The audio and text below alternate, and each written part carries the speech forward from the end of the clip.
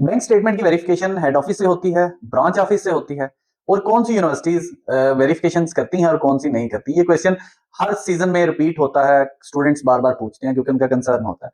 सबसे पहले तो एक चीज ये है कि जब भी आपकी बैंक स्टेटमेंट जो है वो आपका यूनिवर्सिटी जो है या इंस्टीट्यूट वेरीफाई करता है तो वो ब्रांच ऑफिस से करता है। वो आपसे आपकी डिटेल्स लेता है बैंक मैनेजर की या बैंक के ऑफिशियल की, ऑपरेशनल मैनेजर की हो सकती हैं, ब्रांच मैनेजर की हो सकती हैं। तो आप उनको उनका विजिटिंग कार्ड या उसकी ऑफिशियल ईमेल या कॉन्टैक्ट डिटेल प्रोवाइड करते हैं। जब आप अपना कैश शील्ड पे कैश अपलोड कर उसकी डॉक्यूमेंट्स अपलोड कर रहे होते हैं कैश के लिए, तो वहां पे अक्सर यूनिवर्सिटीज ने अपनी कैश शील्ड पे ये ऑप्शन रखी होती है कि आप कॉन्टैक्ट डिटेल्स प्रोवाइड करें। तो उससे जो है वो आपकी जो वेरिफिकेशन की ईमेल है वो उसी ब्रांच में मैनेजर को या ऑपरेशनल मैनेजर को जाती है और वो फिर उसका रिस्पॉन्स करता है।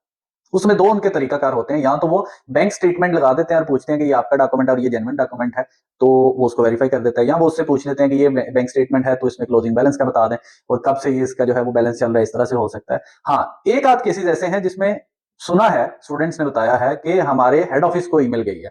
अब हेड ऑफिस का डाटा हमारी यूनिवर्सिटी निकाल सकती है, वो ले सकती है, तो उनको ईमेल गई है और उस सूरत में जो है वो फिर प्रॉब्लम भी हुई है। ठीक है, तो ये कहना थोड़ा मुश्किल होता है। और आजकल के दिनों में जिस तरह से यूकेवीआई वैसे ओवरऑल तंग कर रही है, तो वो कहां से करेंगे ये कहना थोड़ा मुश्किल है। तो इसलिए इस पे रिस्क नहीं लेना।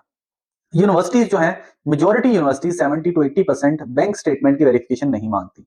आप उनको मेच्योर बैंक स्टेटमेंट देते हैं, मेच्योर नहीं देते, वो हर एक का एक अपना प्रोसीजरल जो है वो तरीकाकार है। आप उनको वो प्रोवाइड कर देते हैं तो उसकी वेरिफिकेशन नहीं करती। लेकिन मैं फिर वही बात कर रहा हूँ कि हर टाइम के जो सर्कमस्टांसेस होते हैं वो डिफरेंट होते हैं, और जब भी कहीं प्रॉब्लम आनी होती है तो वो इसी तरह से आती है, वो वेरी फर्स्ट टाइम आती है। तो इसलिए यूनिवर्सिटीज के साथ आपको ऐसी चीज शेयर ना करें जिसका बाद में प्रॉब्लम हो सकता है या जो वेरीफाई जो है वो नहीं हो सकती।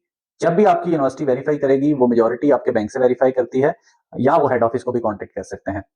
इसी तरह से जब एम्बेसी की बात आती है, तो एम्बेसी जब भी बैंक स्टेटमेंट वेरीफाई करती है तो वो अब हेड ऑफिस को करती है। पहले उनका तरीकाकार कुछ इस तरह से था कि वो बैंक ब्रांच मैनेजर्स को करते थे, अब उन्होंने ये चीज चेंज कर दी है। वो अब उन्होंने सेंट्रलाइज्ड एक सिस्टम बना दिया हर बैंक के साथ, तो वो उसमें नॉमिनेट एक बंदा होता है, ब्रांच मैनेजर को नॉर्मली नहीं पता होता।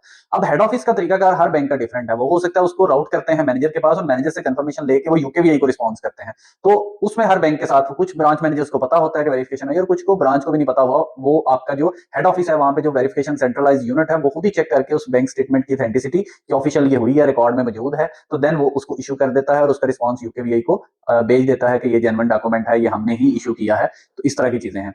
तो इसमें मेरा मशवरा जो है वो यही है कि आपने कभी भी रिस्क नहीं लेना, क्योंकि जब आप रिस्क लेंगे तो आपकी जो फी है, इनिशियल डिपॉजिट है, वो चला जाएगा स्टेक पे, और वो फिर नॉर्मली अगर आपका कोई ऐसा डॉक्यूमेंट पकड़ा जाता है जो फ्रॉडुलेंट है, फेक है, तो आपको फीस वापस नहीं मिलती। तो अपने एजेंट के साथ डिस्कस करके 100% श्योरिटी के साथ आपने अगर कोई चीज प्रोसीड करनी है तो करें, अदरवाइज जो है वो अपनी मेच्योर स्टेटमेंट के साथ, अपने जेन्युइन डॉक्यूमेंट के साथ जो है वो अपना कैश या अपना वीजा अप्लाई किया करें। Thank you so much.